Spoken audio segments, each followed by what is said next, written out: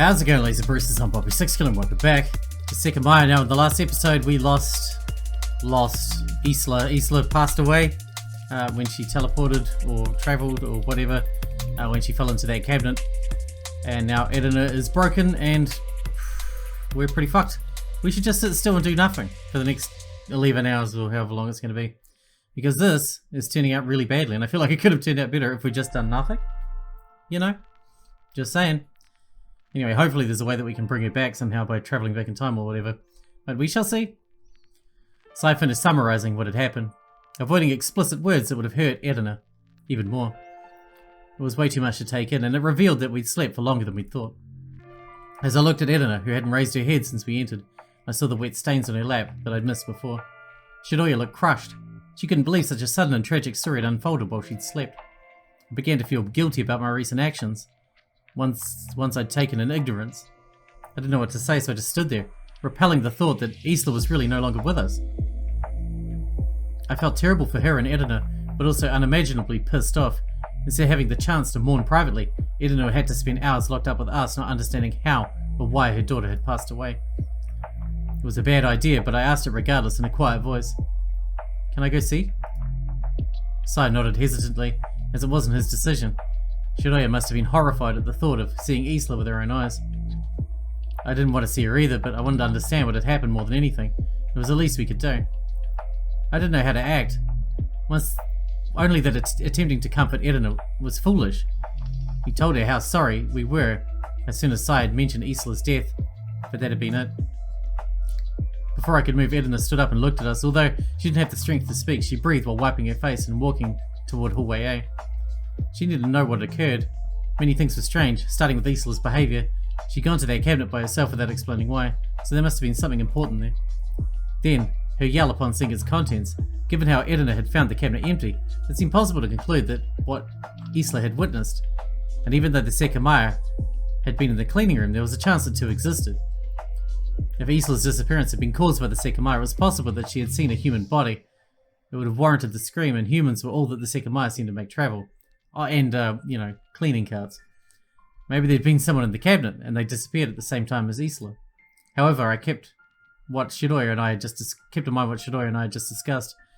If falling into the cabinet had made Isla touch what had been inside, she might have travelled with it, if it had become something she possessed, for lack of a better term. And if that was what happened, the source of the range must have been outside the cabinet, or else the Sekimeiya would have remained inside it. If the range had come from the Sekimeiya in the cleaning room, Edina by the entrance to room A5 should have travelled as well, given how Sai and Arcado had seen Isla fall into the cabinet. Katayo had just disappeared.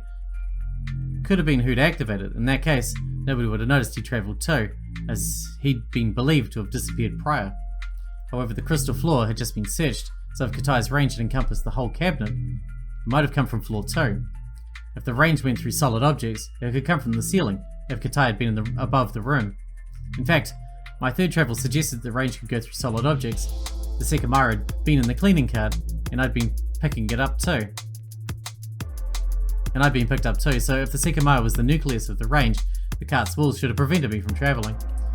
After Isla's disappearance, the group had searched through the whole building and hadn't found Katayo. If he'd activated the travel from floor 2, he could have appeared on the crystal floor, escaping the search.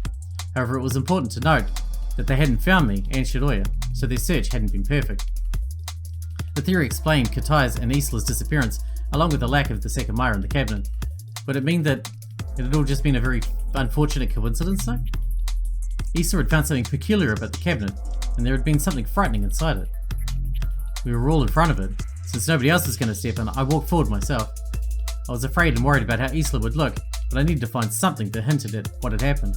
I began raising the lid, while everyone kept their eyes slightly diverted from me. I carefully leaned in on the wall, so that it wouldn't close again. Then I finally looked inside, hoping that the dim light would prevent the sight from being too harsh. Wait, this isn't what you said. What isn't? Sai, thinking that I'd accused him of lying, walked forward while everyone adopted a slight frown. As soon as he looked, he understood what I meant. Huh? I don't get it. Why is this? The others got closer. They saw Isla resting face up with their knees folded, holding my own little wish. However, my own little wish had been denied by the Sekimeiya, which was beside her, emitting a faint light that illuminated her more than I'd wanted. What? It shouldn't be here. I haven't gone to the cleaning room myself, but I'm certain that when I saw her, there was nothing else there. I didn't find it appropriate to blame them for having left the Sekimeiya in the cabinet since Isla had disappeared, but none of us could have moved it. Yes, I'm sure the Sekimeiya wasn't here when we left. Edna, who'd been the only one to refrain from looking, gave a small nod when our eyes met. There's no way it got here by itself. Katai left the room as he gestured at us to follow. Naturally, he was going to go to the cleaning room, so Shiroi and I instinctively looked at each other, knowing how that would end. What the... Oh right, you said the cleaning cart had disappeared after our travel. This is too much. Does it simply not exist anymore? We'd hidden the Sekimeiya, but admitting it was pointless, as it had nothing to do with Isla's death, and would only make us extremely suspicious. I made sure to communicate my stance on it to Shiroi by appearing to be surprised. It's not here. We left the Sekimeiya in this bucket. What then? Did it teleport to Isla? Listen, Atsuki, I don't want to throw out useless accusations right now, but you understand that you and Shiroi are the only people who could have moved it, right? That's not true. Somebody came from the future could have done it too. You're right, but assuming that didn't happen, it could only have been you two. Katai could have taken it as well, but he couldn't have left it in the cabinet. This is the first time you've seen the cleaning cart gone, right? You came to the lobby from hallway B. So did you not explore these rooms? Why'd you go straight to the lobby? Understand what you've told us is that you two spent all the time in the attic sleeping. Despite this, you weren't found. You didn't find Katai either, so you obviously didn't do a great job. And you were in a rush, so you kept yelling Isla's name while quickly looking. I bet you didn't look at the upper levels of the bedrooms, which is where we were. And since we were asleep, we didn't hear you. And yes, we found it unlikely you'd be in the crystal room, so our first instinct was to go to the event room, and then to the lobby. Forgive me, but I find this hard to believe. You came from hallway B, which is unneeded for what you're saying. In fact, since you knew the Sekimeiya had been in the cleaning room, what I find most believable is that you came here straight away. We didn't. We just had to go to the bathroom after sleeping, so we took hallway B afterward. Both of you? Yes, does that matter? If I'm not misremembering, there's a corpse covering the entire floor of the men's. Did it not bother you? Don't be stupid, I used the other one too. I admittedly missed that, but Sai stopped talking, as it started to feel very disrespectful. I wasn't sure if he was accusing us of hiding the Sekimeiya of being involved in Isla's death. I didn't have to say it, but I'd been ready to claim that if we'd hidden it in Isla's cabinet, we would have appeared from hallway A. Well, no matter. No matter how, the Sekimeiya moved from here to the cabinet. I don't know why the culprit would do this. Shiroi and I had hidden the Sekimeiya in Naomi's locker, so it was even more confusing for us. Nobody could have put it in the cabinet. The goal seemed very hard to decipher, and there was the entire existence of another Sekimeiya to deal with. Something Sai had said bothered me. The culprit. He was implying that what had happened to Isla had a culprit behind it, and one who had orchestrated everything deliberately. I wasn't so convinced about that, so we moved again to where Isla lay to find out an important fact, the cause of her death. Maybe she suffocated inside the box, because she just teleported straight back in and it was closed. And she said they said it was heavy, so maybe she couldn't lift it, I don't know. We left the lid uncovered. As I peeked inside, I saw the Sekimeiya was still present. It was white and it emitted a bit of light around itself. I covered my hand with my sleeve and reached in to grab it. I underestimated the depth of the cabinet and my fingers brushed the Sekimeiya, causing it to roll and contact Isla's face. Frowning, I retrieved it properly and stood up straight. Remember what we thought about Naomi? That perhaps the Sekimeiya replicated her dead body. Well, I accidentally knocked it into Isla's cheek, and given how the Sekimeiya is still white, and I wasn't picked up by any range, it's unlikely anything happened. Is it hot? Slightly, yeah. Really, it was almost hot enough to hurt, but I didn't feel like indulging Sai. I don't think holding that out is going to help anyone. Since I didn't know what to do with it, I made my way to the event room and put it in the cabinet. I explored the possibility of activating it myself, but I disregarded it quickly, as it was clear that we didn't truly know how it worked, and a death that seemed to have been closely tied to its mechanics had just taken place. You want to jump back and save Isla, before it's too late.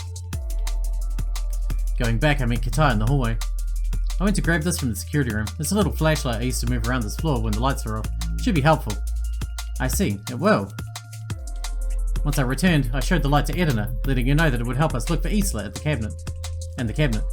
Edna, are you opposed to this? If you prefer, we can wait for the police to investigate. I'd like to see if anything's to be found and learn what happened, but I understand if you want us to hold off. No, go ahead. Okay. At least it was good to see that she didn't strongly suspect us of being responsible, even though it seemed that only Shiroi and I could have had the chance to move the Sekimeiya. Based on the story that Sai had told us, it should have been possible for Sai, Arcado and Katai to be working together and have put the Sekimeiya there themselves, but it was a very unlikely thought. Any thought that involves a bunch of people working together is pretty unlikely, because it never lasts long. I stepped forward again. My intention was not to touch Isla directly, and even though I'd appreciated the lack of proper illumination earlier, I was about to use a light myself. I felt very uneasy, but the dark scenery might have been preventing us from seeing something important. As soon as I turned it on, the flashlight proved to be very strong. I illuminated the entire room, and for the first time I clearly saw what the walls and ceiling had turned into. They could almost be called disfigured, but at first glance nothing else stood out. I moved to the cabinet, and aside from Editor, who remained by the door, the rest got closer too. I could clearly see Isla's hauntingly peaceful face. Bearing such a sight was too overwhelming, and for an instant I thought I'd suddenly wake back up in the attic. However, apart from that, the result wasn't what I expected.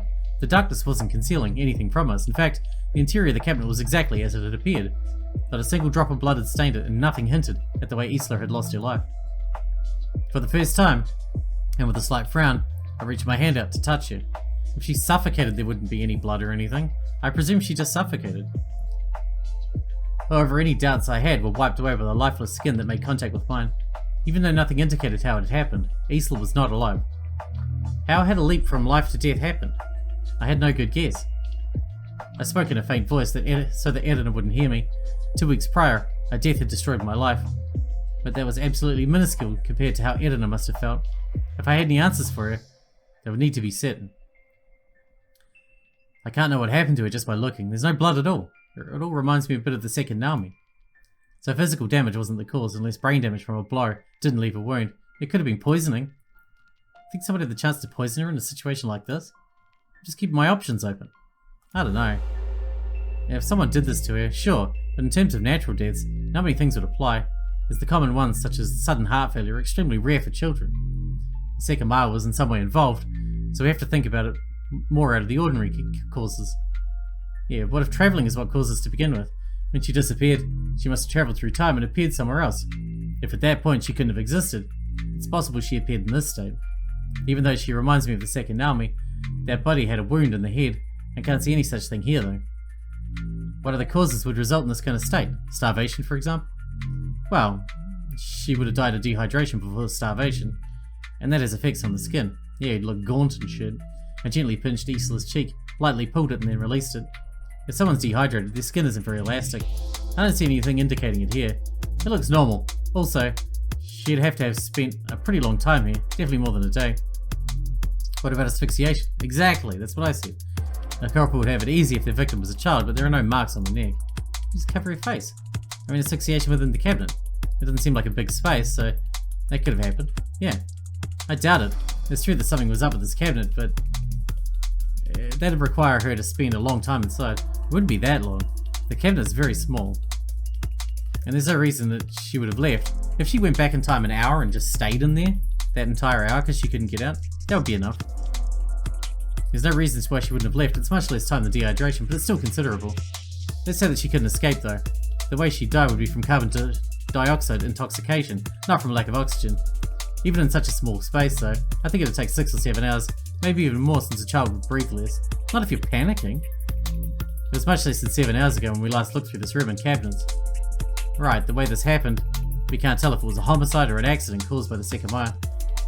She most likely travelled to the past, and even if she spent time in the cabinet, it wouldn't have been enough to kill her, and since Editor wasn't picked up by the travel, it's likely she didn't go back very far.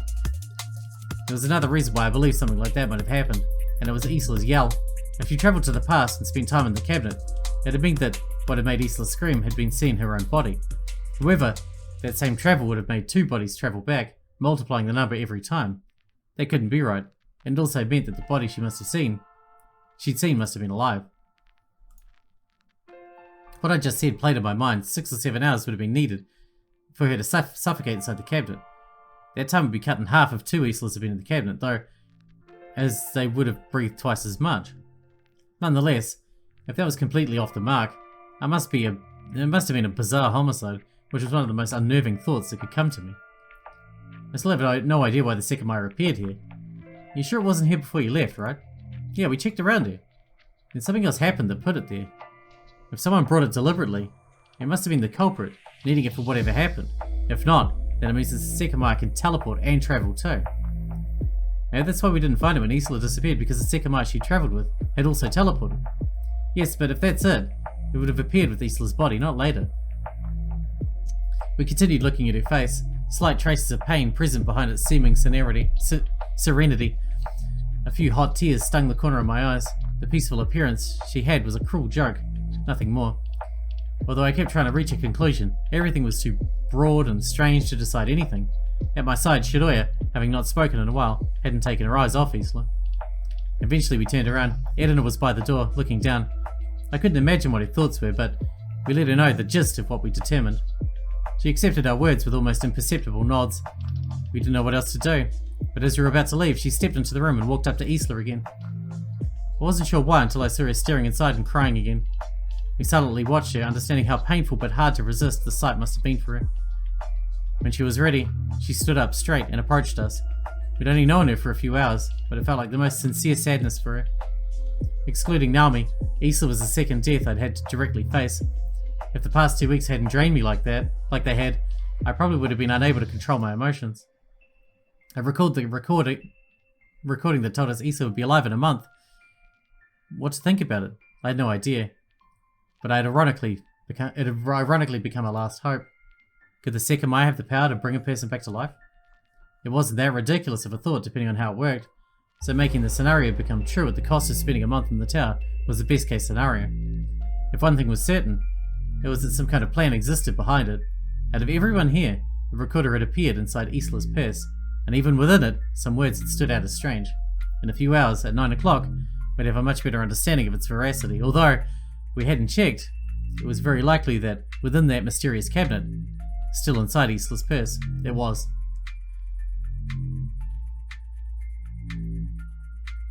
You should probably get that recording, yeah. After giving the flashlight back to Katai, he brought it to the security room. Once again, we moved to the lobby due to its proximity to the outside world and how spacious it was. I sat on the couch. There were chairs next to the reception desk, but everyone else chose to sit on the floor in silence, leaning against a wall. Our most recent incident had shattered every ounce of motivation within me. While it had made me want to know what was going on even more, I only had the energy to think to myself.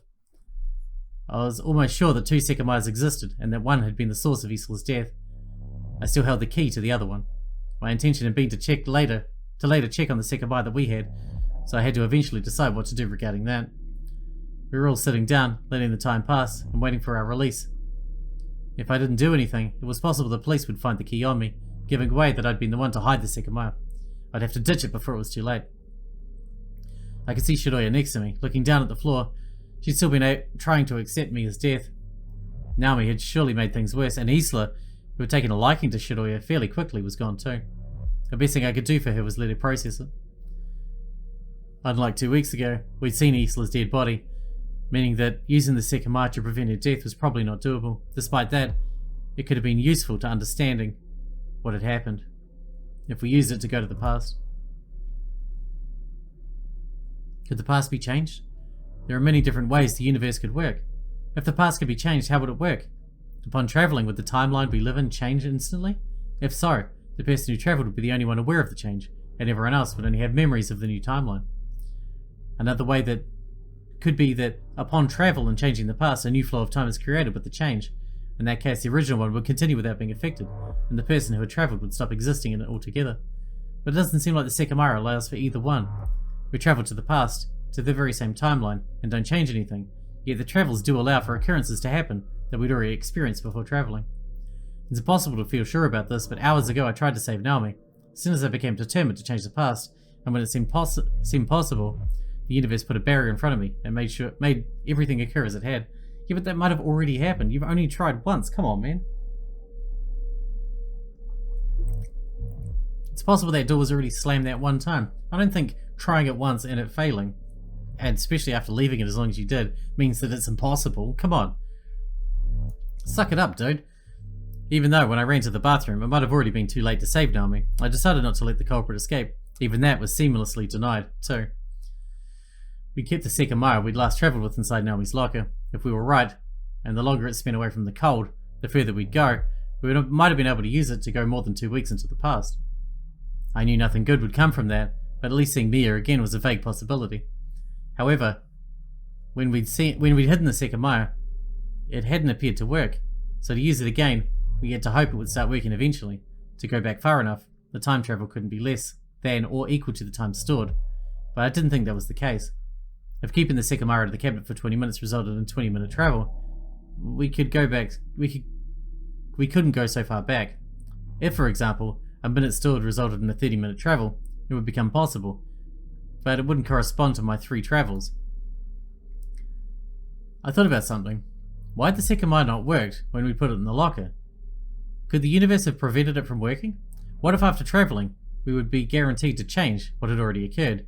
Maybe when a travel was going to lead to an impossibility, the Sekimeiya wouldn't allow it to begin with. One more time, a thought led me back to the recorder that had informed us we'd spend my and Shiroya's birthdays in the tower. If it came true, we could possibly store the Sekimeiya for 30 days, granting a very far travel. We'd found the recorder in our present, so a clear implication was that someone had travelled from the future to bring it to us. It appeared inside Isla's purse, but she couldn't have been the one to travel since she had died. Strangely though, the recording also seemed to prove that she would be alive in a month, and to top it off, Sai and Arcado had sounded very surprised to see her. Because they already assumed that she was dead. I got a bit dizzy. Just what was the reality of it all? It had to be related to Isla's mysterious friend. Why? Someone in that silent room with me could have the intention to trap us for an entire month, potentially so that they could achieve a very far travel. As I thought of it, I realized more and more how important it was to fully understand the Sekimeiya. While the person responsible had to be around us, it was possible that they hadn't yet thought of it. Since Edina and Shiroya had heard the recording, I found it unlikely either of them would be the one to eventually cause the outcome, as their idea of staying one more month would have originally come from having heard the recording, just like how I'd thought of some of its benefits, only because the idea had presented to me. While such a casual loop couldn't be completely ruled out, it sounded irrational. Sai had been who'd first presented the draft of a theory I was using, that the time the Sekimeiya spent outside the cabinet was what determined the amount of time travelled. If that would be the fundamental motive of our extended imprisonment, Sai, who hadn't listened to the recording, was the strongest candidate to suspect. However, the recording had made it sound as if we'd foolishly abandoned by the world outside. So blaming someone in the building instead might have been foolish. But the reality was that we were most likely still sharing space with a killer who had killed anywhere from 1 to 3 times. The death of the second Naomi had almost certainly been a normal homicide, but I wasn't sure if the case was the same with Isla. The culprit's actions had to be linked to the Sekimeiya from the beginning, and they'd managed to escape us so far. It was strange how they'd known straight away about the Sekimeiya's powers, and it had begun to seem like they might have come from the far future. It could have all been in process. All of us had learned about the Sekimeiya's powers, then someone had decided to trap us for an entire month, and would actually accomplish it somehow. In the future, once the required time passed, they would travel back and exist at the start of the day's events with a full understanding of the Sekimeiya. They would cause what they'd once seen, which meant that at that moment, a future version of one of us existed somewhere. It was a bit paradoxical too, but depending on how they thought they would replicate the events they had experienced, it might have made sense. I recalled the first time I travelled to the past, when Shiroya hadn't realised that I'd been a future self of my own. What if, in one of the searches, we found the culprit but hadn't known it? Could they have impersonated their past self at some point? How would you know the difference? I might have been completely off, and without the recording's existence, my thoughts would have been vastly different. If it had been faked in order to mislead us, it had proven to be very effective. If we had to trust it though, the fact that who had travelled had brought the voice recorder with them was still very important. They must have had a solid reason to do that, and I wanted to believe, one, that they'd thought of themselves, not just because they'd previously experienced the reality in which the voice recorder had been brought. He wouldn't have had food to survive. There was no way Ashiya and the police would abandon us. However, if the recording we heard would truly occur in the future, there was one last thing I had to think about. I believed that somehow it would be one of us who would trap everyone inside the tower for longer than we expected. While it sounded impossible, we possessed the Sekimeiya, which had powers we didn't know the extent of. It was likely that keeping the tower shut would be even harder from the outside. Inside, we had access to the computer that managed the security system, altering the alarm's functions as well in reach. It wasn't that simple though. Even if one of us permanently locked the exit, the outside would have to get us out in less than a month, as it would become life or death situation. They had said that blowing off the shutters wasn't viable, but there had to be something they could do if it came down to it. An underground passage, for example.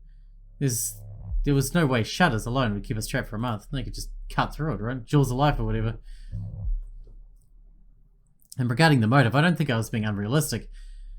It might have been to use the Sekimeiya in a specific way, and I couldn't think of anything else. That would confirm that the time travel wasn't determined with a 1-to-1 ratio. If 10 minutes stored resulted in a travel of 10 minutes, storing more time, or up to a month, would be useless. No matter how much time the Sekimeiya spent outside its cabinet, activating it would always send you to a point where time had begun to be stored. When I thought of that, I came to a pretty unsettling realization. If that was in some way the motive, after a month, a lot of time would have been stored, and it was a given that at least 1 month would be travelled back. We'd reached the conclusion that the range was likely proportional to the time travelled, and that it most likely went through solid objects. If the range of 40 by 5 minute travel had equaled a sizable room, then a 30-day one would take out a fucking town? Yeah. A 30-day one would surely reach far outside the tower that would pick many people up and they'd be sent back alongside the culprit who activated the Sekimeiya. Of course, there hadn't been any reports of many people having suddenly arrived from the future.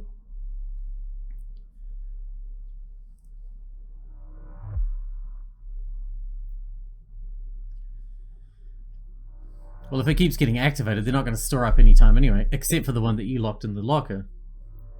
If that's still there, it can store up as much time as you want. The minutes kept passing and the mutual silence wasn't broken. I continued going over the same thoughts, but ultimately, we would have to wait to decide further on any theory. At the very least, considering all those options would prepare me for whatever would end up happening. I didn't reach any conclusion.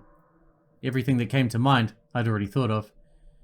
Waiting like that only slowed our perception of time, but there was nothing else we could do. Shiroya kept looking at her lap, breathing deeply every so often. Edita hadn't moved in a long time and her knees hid her face from us. Sai, Arkado's, and Katai's expressions alternated between concern and thought, and they rarely lifted their heads.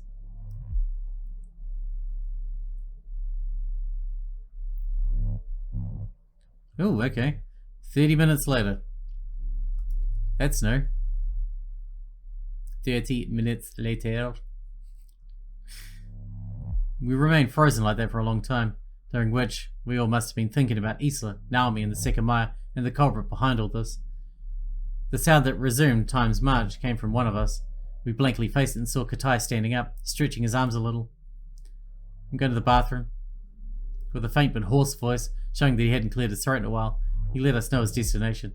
Nobody responded to him, so he left through hallway A. We turned our gazes back down as if nothing had happened. What he'd just done couldn't have been considered suspicious behaviour. Could have been, but nobody said anything. The Sekimeiya was in the unlocked cabinet, however, it was kept cold, and Shiroya and I were in possession of the other one. Katai wouldn't be able to activate it, to go substantially back to the past. All he could do would be to move it, leaving himself as the only suspect. At least that's what I thought until another sound reached our ears. I'll go too, it's been a while. Without paying attention to our reactions, Sai stood up and left through hallway B, which he'd been closer to. All of a sudden, the two most suspicious people had gone off on their own, and they closed both doors behind them. It didn't change what I thought. They couldn't go back to the past. Shiroya and I looked at each other, but we decided to ignore them and wait. It was a little strange that Sai had left right after Katai. Perhaps he was still wary of him and wanted to see what he'd gone to do.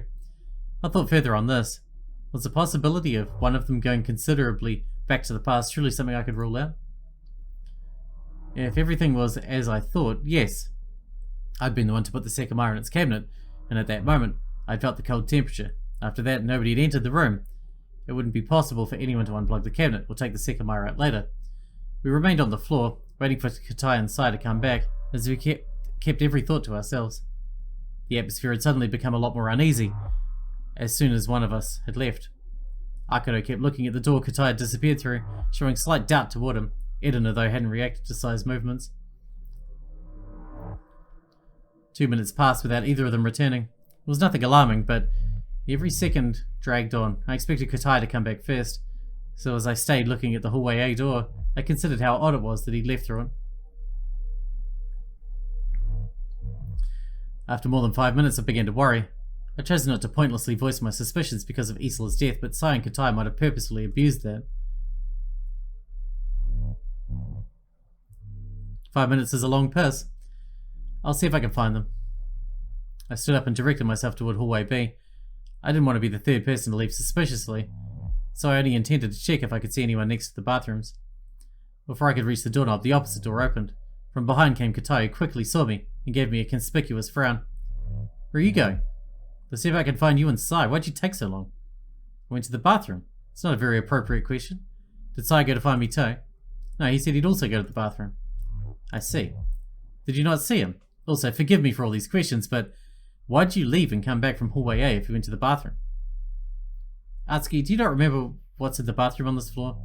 I could have chosen to go to the women's, but I went to the one on the second instead. That's likely why I didn't see Sai. Alright. Perhaps I jumped the gun too quickly, even though Sai's long absence was still on my mind. Maybe he took a shit. He'd gone to a different bathroom, so he hadn't had to wait for it to become available. I resumed what I was doing and opened the hallway B door. I saw it devoid of anyone, and with every door closed, including the bathrooms in the distance. I didn't see anyone. It's been almost 10 minutes, so I'll try to find him. Maybe he's taking a dump. I'd take more than 10 minutes. Before I could leave, Shiroya stood up and came to me. It's a great place to sit and think, man. And it looks like they need to think. I'll help you. I can't just keep sitting here. Alright, we shouldn't take too long. Alright, with that, we're going to wrap this one up here. Because we're out of time for today, but time's actually moving forward now. We're moving closer to someone coming to open the place up, if that's something we're going to let happen. And even if we're going to stay for 30 days, I don't know how we're going to force that to happen either. We could stay for 30 of our own days by going back in time repeatedly, but not 30 whole days proper without, time travel or whatever. Yeah, we shall see. Hopefully we get Isla back somehow. Hope you guys enjoyed it. Thanks for watching. Thanks for getting out with me, and I'll see you in the next one.